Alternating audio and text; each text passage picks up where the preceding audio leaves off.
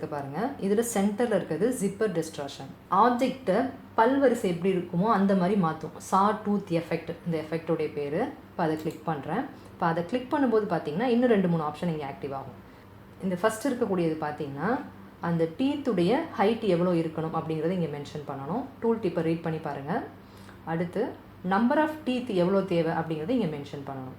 இப்போ ஃபஸ்ட்டு நான் number of teeth கொடுக்குறேன், 15 கொடுக்குறேன். எந்த சேஞ்சஸ் நமக்கு தெரியலை. அடுத்து இந்த டீத்துடைய ஹைட்டை நம்ம இன்க்ரீஸ் பண்ணும்போது டிஃப்ரென்ஸ் தெரியும். இப்போ மினிமமாக ஒரு 3 கொடுக்குறேன், என்ட்ரு கொடுத்துட்றேன். இப்போ ஸ்லைட்டாக ஒரு வளைவு தெரியுது பாருங்கள். இப்போ இதோடைய வேல்யூ வந்து இன்க்ரீஸ் பண்ணுறேன். 11 கொடுத்து என்ட்ரு கொடுத்துருக்கேன். இப்போ பாருங்கள் ஷார்ப்பாக நமக்கு கிடச்சிருக்கு. இப்போது நம்ம எக்ஸாம்பிள் டிசைனில் பார்த்திங்கன்னா வளைவாக இருக்குது. இப்போ அடுத்து இங்கே 3 ஆப்ஷன் இருக்குது பாருங்கள். இதில் இந்த சென்டரில் இருக்கிறது தான் ஸ்மூத் டிஸ்ட்ராக்ஷன். இப்போ இதை கிளிக் பண்ணும்போது இந்த ஷார்ப் எல்லாமே ஸ்மூத்தாக கன்வெர்ட் ஆகிடும். அடுத்து பிக் டூலை செலக்ட் பண்ணிக்கிறேன். இப்போ இதுக்கு கலர் செட் பண்ணிக்கலாம். இன்சைட் இருக்கக்கூடிய ரவுண்டை செலக்ட் பண்ணிவிட்டு அதுக்கு ஒயிட் கொடுத்துட்றேன்.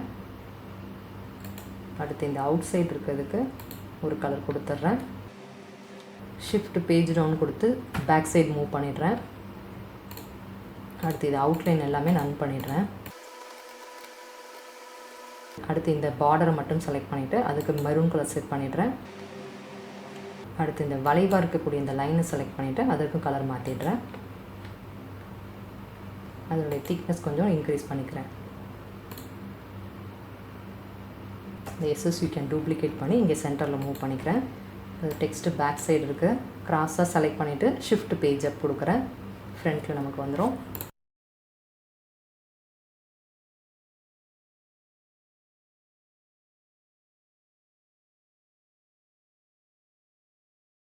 இப்போ இந்த 2 டிசைனை பொறுத்த வரைக்கும் டெக்ஸ்ட்டு பார்த்திங்கன்னா பாத்தோட அட்டாச்சாக தான் இருக்குது.